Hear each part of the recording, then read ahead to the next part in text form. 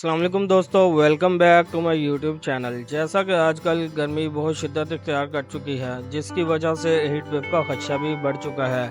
Heat wave की वजह से हीट स्ट्रोक जैसे मसाइल भी बढ़ जाते हैं, जो अक्सर जानलेवा साबित भी हो सकते हैं।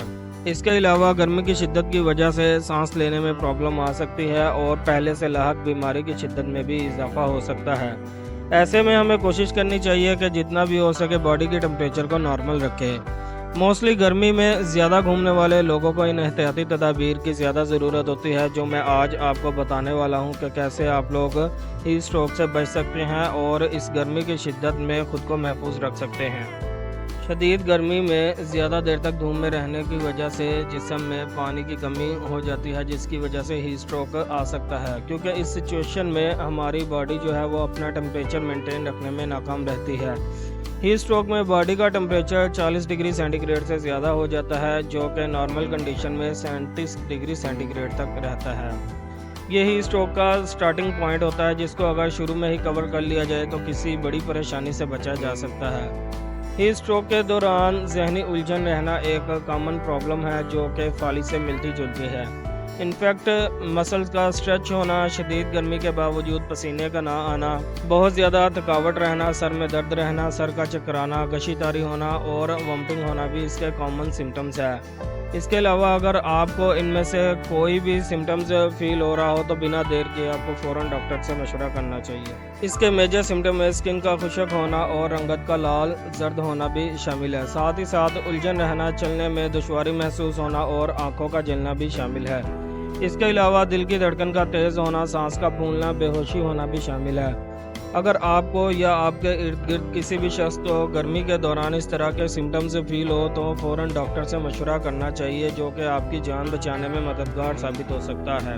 अगर हीट स्ट्रोक का शक हो तो फ़ौरन करीबी हॉस्पिटल में पहुंचना चाहिए, क्योंकि ताख़ीर आपके लिए जानलेवा भी साबित हो सकती है। मुतासरा शख्स को फ़ौरन एसी वाले रूम में शिफ्ट कर देना चाहिए या कम से कम किसी सायादार जगह पर बिठाना चाहिए। इसके अलावा मुतासरा शख्स पर पानी डालकर उसके बॉडी टेम्परेचर को नीचे लाया जाए और पंखे के नीचे बिठाया जाए। इसके अलावा बर्फ़ को किसी कपड़े या आइस पैक में रखकर आप उस शख्स की गर्दन, कमर और बगलों में भी रख सकते हैं। ये अमल बॉडी टेम्परेचर को नॉर्मल करने में बहुत मदद करता है। अगर मौसम बहुत ज़्यादा गर्म हो तो घर पर रहने को तरजीह दें और हवादार कमरे में रहें या फिर एसी वाले रूम में रहें। अगर बाहर जाना बहुत ज़रूरी हो तो हल्के फुल्के कपड़े पहने जिसमें हवा का गुजर आसानी हो सके। गहरे रंग के कपड़े हरगिज़ ना पहने। ज़्यादा से ज़्यादा पानी पीने की आदत बनाएं या कम से कम दिन में 8 गिलास पानी लाजमी पिए। इसके अलावा फ्रूट जूस और दूसरे मशरूबात का इस्तेमाल करें, क्योंकि गर्मी की शिद्दत की वजह से जिस्म में नमकियात की कमी हो जाती है। इसके अलावा आपको अपने यूरिन के कलर को भी ध्यान में रखना चाहिए। बहुत ज़्यादा गहरी रंगत वाला यूरिन जिस्म में पानी की कमी की एक निशानी होता है, जबकि हल्का या फिर शफाफ रंग जिस्म में पानी की मुनासिब मिकदार की अलामत है।